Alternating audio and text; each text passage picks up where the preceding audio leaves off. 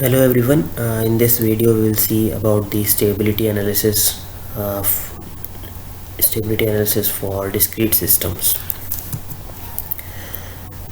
Now you already know the Routh-Hurwitz criteria which you apply for continuous time signals in S domain.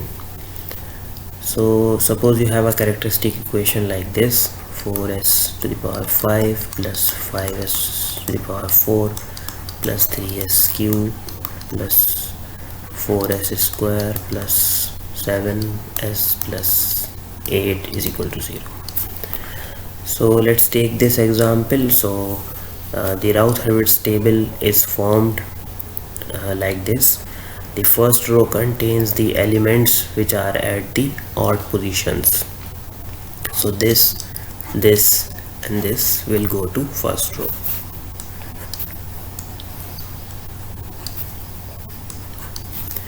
And the even position coefficients, this and this will go to second row.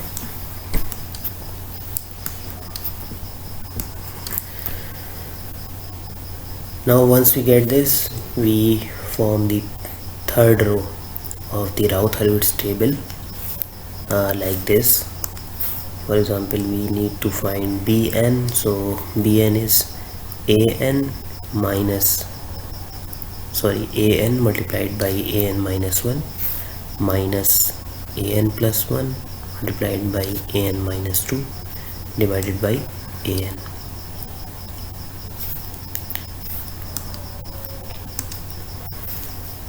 Similarly, Bn minus 1 can be calculated as An multiplied by An minus 3 minus of An plus 1 multiplied by An minus 4 divided by An. That means we take elements from the first column and the column which is next to the element under consideration, so this column.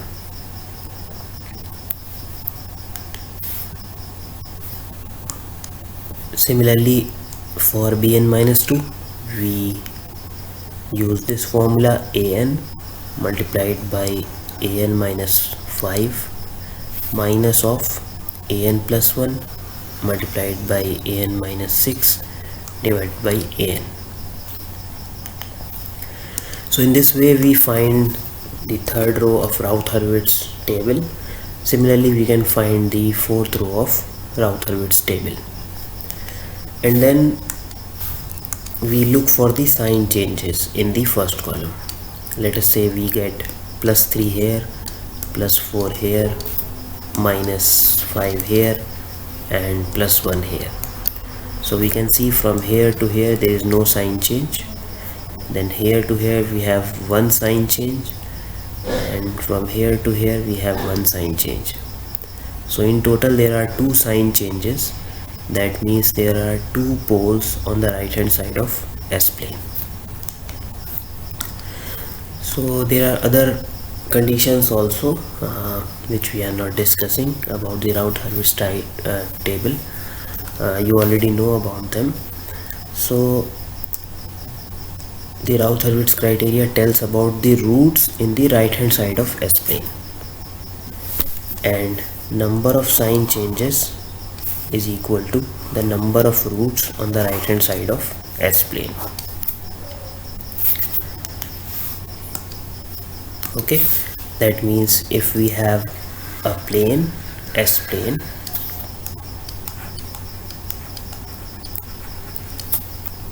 and we have a characteristic equation in S-plane,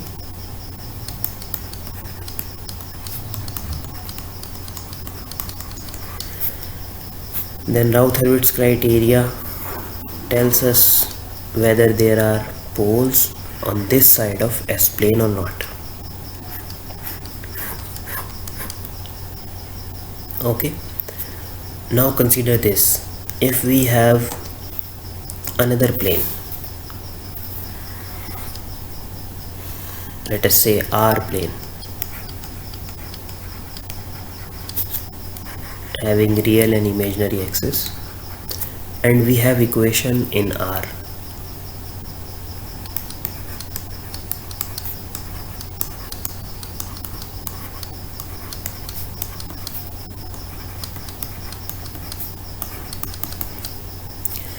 Then the Routh-Hurwitz criteria will remain same for R plane also. So it will also tell whether there are poles on the right hand side of R plane or not.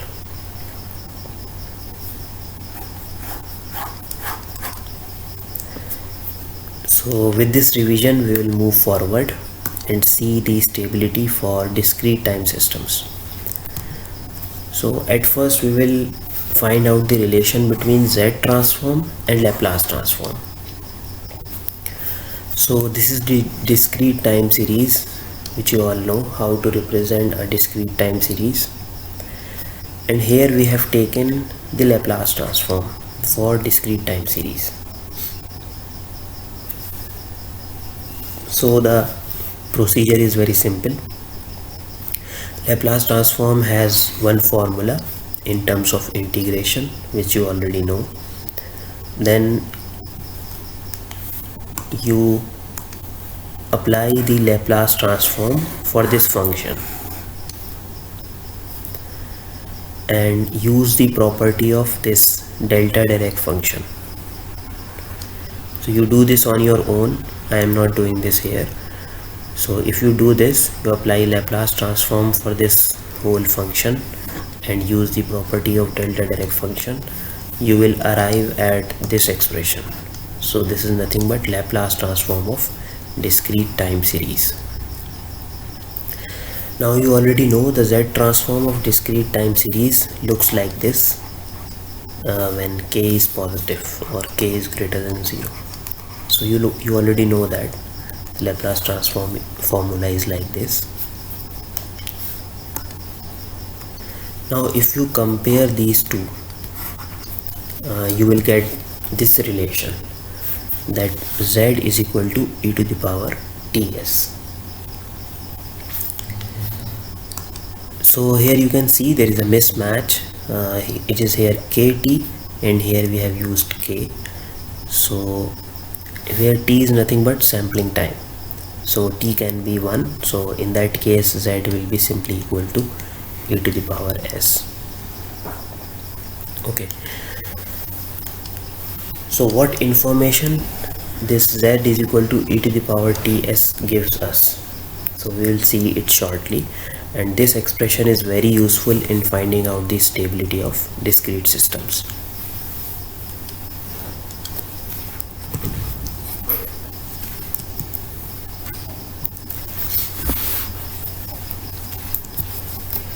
So we have this relation.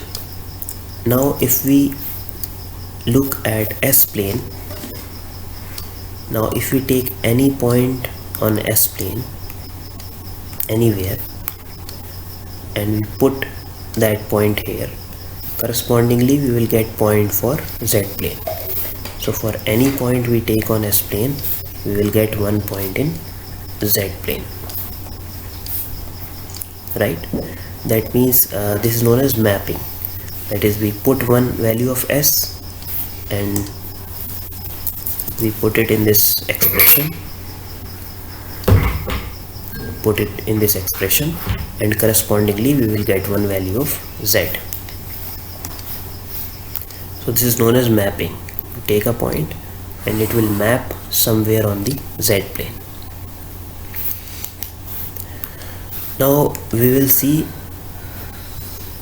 how this imaginary line maps from S plane to Z plane.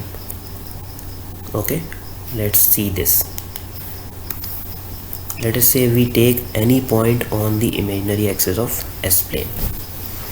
So if we are taking points on the imaginary axis, then S will be nothing but equal to 0 plus j omega, because the real part is 0, there is only imaginary part. Now if we put this S here, So you will get z is equal to e to the power t j omega, or it is equal to e to the power j omega t. Now if we have a value like this, e to the power j theta, it simply means one angle theta, right? Now if you change this theta, then magnitude will remain unity, angle will change, and we will form a circle. Okay, let us vary theta from 0 to, for example, 2 pi.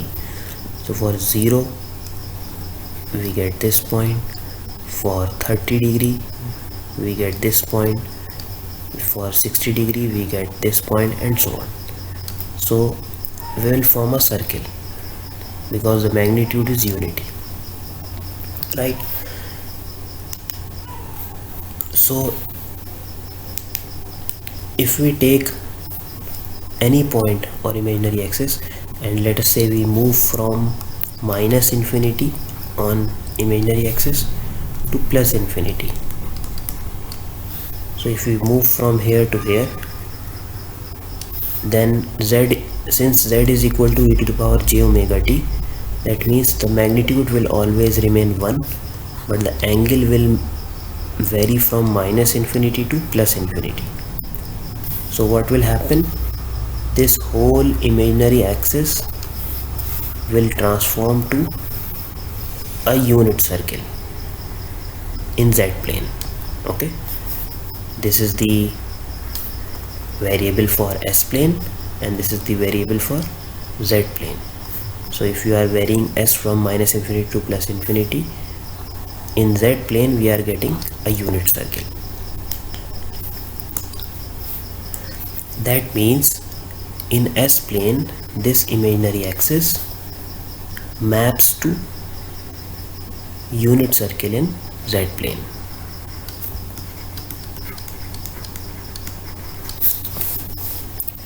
So this plane becomes like this in z plane, and all the points which are on the right hand side of s plane ends up outside this unit circle.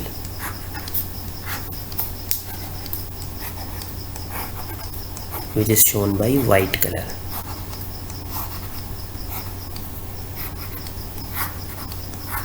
Right? And all the points which are on the left hand side of S plane, when we transform from S plane to Z plane, all these points will lie inside the unit circle in Z plane. Okay, it means that if we take any point on the left hand side of S plane, so in Z plane that point will be inside the unit circle. Okay, take a point in S plane, put here, find value of Z, and that value of Z will be inside this S plane. So this is known as mapping.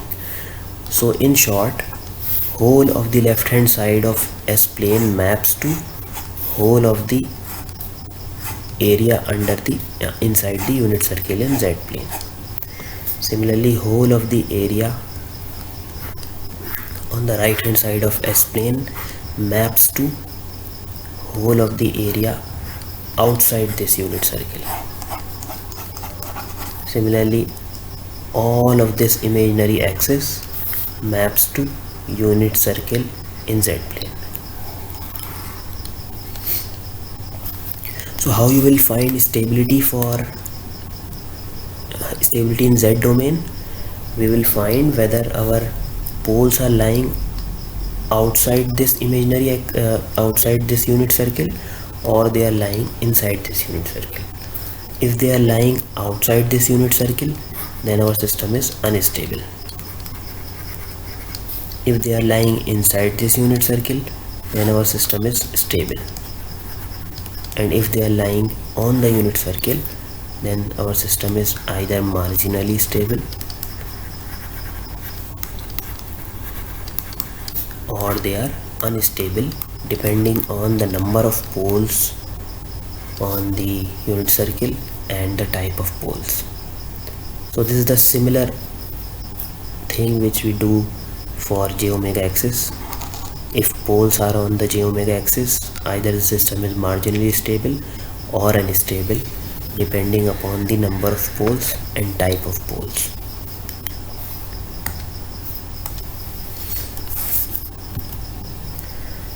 So this is the summary for discrete systems, because discrete systems are written in terms of Z transform. So like this is one example of discrete system.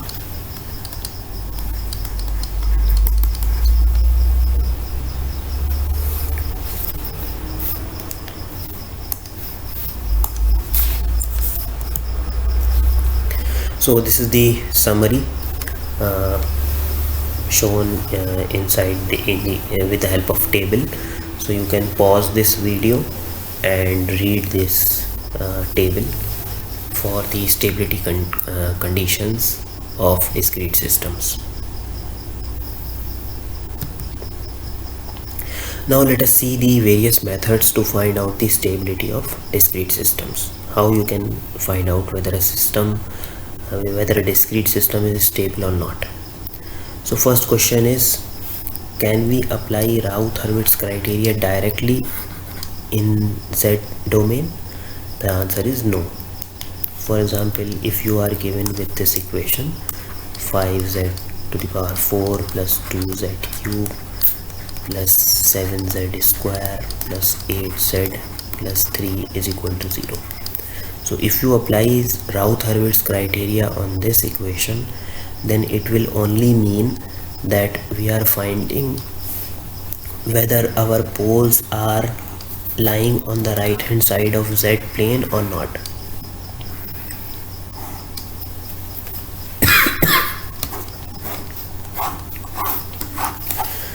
So if you apply Routh-Hurwitz criteria on this equation, it will mean whether our poles are lying on the right hand side of Z plane or not.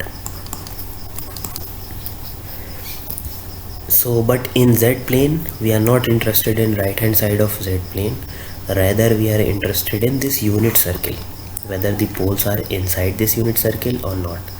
So applying Routh-Hurwitz criteria directly on the in Z domain will not give the correct stability answer, whether the system is stable or not. So what is the procedure? The procedure is, we first convert Z plane back to this type of plane, okay, where unit circle maps to imaginary axis. So we first transform from Z domain to another domain which looks like this, and once we get in this domain, then we apply Routh-Hurwitz criteria, because then we are interested on the right hand side of the plane and not on the unit circle, because we have transformed our Z plane back to such type of plane. Okay, so this type of stability analysis comes under indirect method. Why indirect? Because we are converting from Z plane to this kind of plane so that we can apply Routh-Hurwitz criteria on it.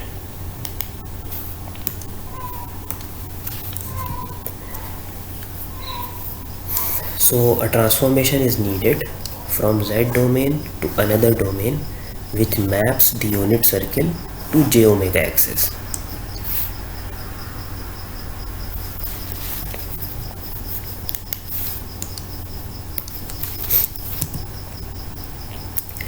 Now can we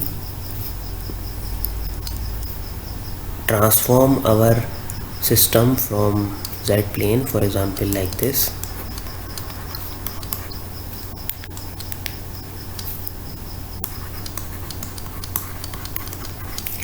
to S plane?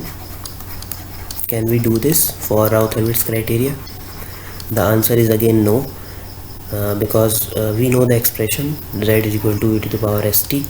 If we try to put z is equal to e to the power st here to convert to s plane again, then we will get e to the power 3 st plus 2 e to the power 2 st plus 4 e to the power st plus 5 is equal to 0. So you can see this is not algebraic equation.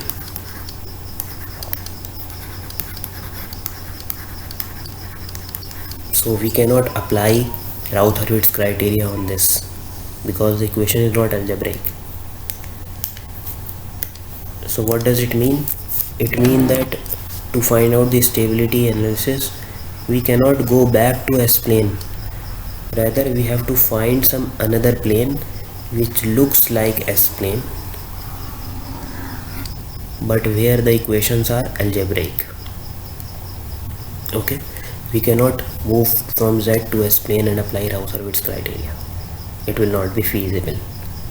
Rather, we will find another plane which looks like S-plane, but where the equations are algebraic. So there are two some examples which we are seeing. One is R transform and one is W transform. So R transform is like this. So let us see whether this works or not. So we are interested in a plane in which this unit circle maps to j omega axis, so that we can apply Routh-Hurwitz criteria on it, right? So this is the real part, this is the imaginary part. Now let us say that this is your R plane, and let us take one point on this R plane on j omega axis. So this is nothing but R is equal to j omega. Okay, now if we put R is equal to j omega here, so what will happen? We will get Z is equal to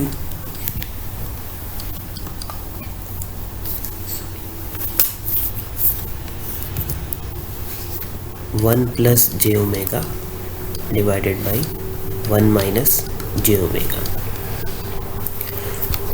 So we will get, if we multiply it by conjugate, 1 plus j omega in the denominator as well as in the numerator. So we will get 1 plus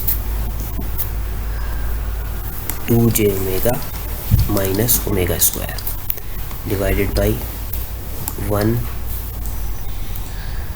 plus omega square. Now take real and imaginary parts separated. So we will get 1 minus omega square divided by 1 plus omega square plus j of 2 omega divided by 1 plus omega square. This is Z. Now if we take the magnitude of this, so what we will get? Let us say this is A, this is J times B. So the magnitude of this should be under root A square plus B square, right? So let's take this. A square is nothing but square of this whole. So 1 minus omega square divided by 1 plus omega square whole square plus square of this, that is 2 omega divided by 1 plus omega square whole square is equal to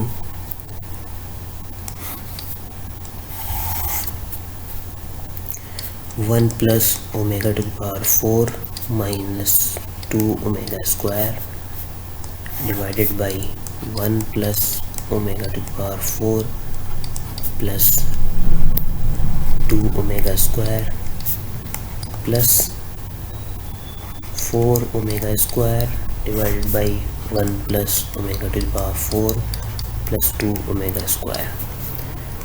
Now solve it here.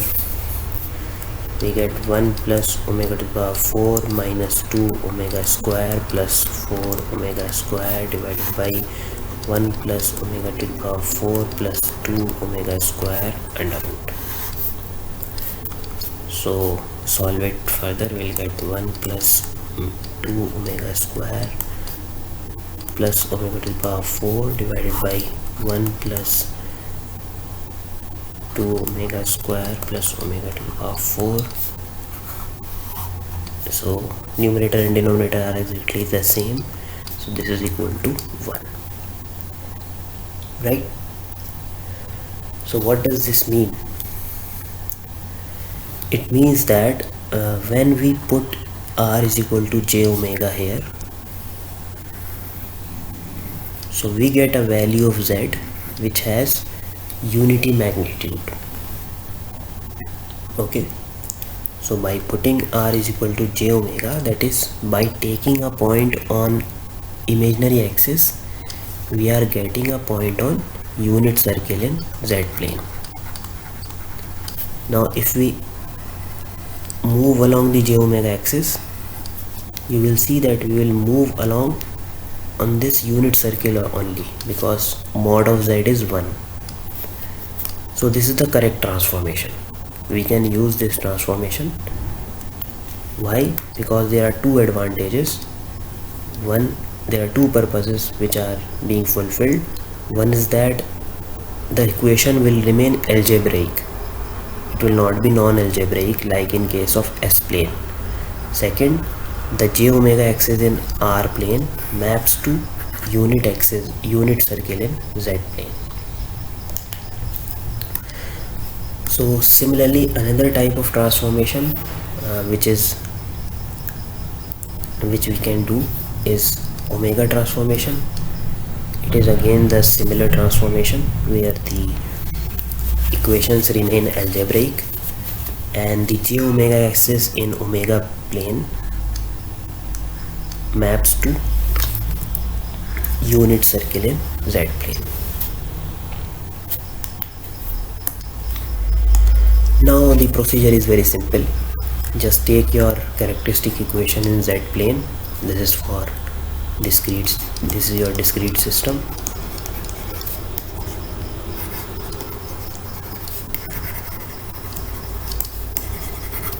Take this, then put this formula, put z is equal to this,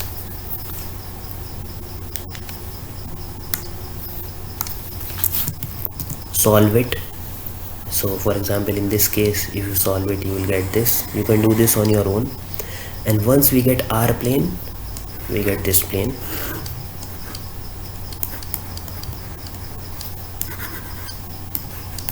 And then you can apply Routh-Hurwitz criteria here.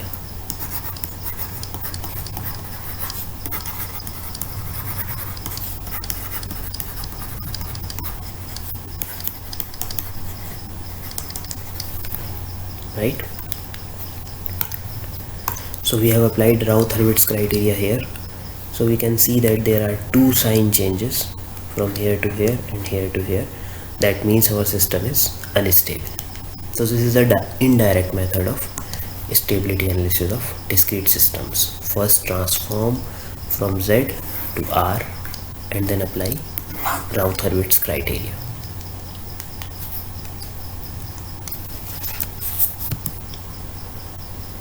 Then the next method is Jury's test, which is a small method. A small method in terms of explanation, but otherwise it is a time-taking method, which we will see in the next lecture.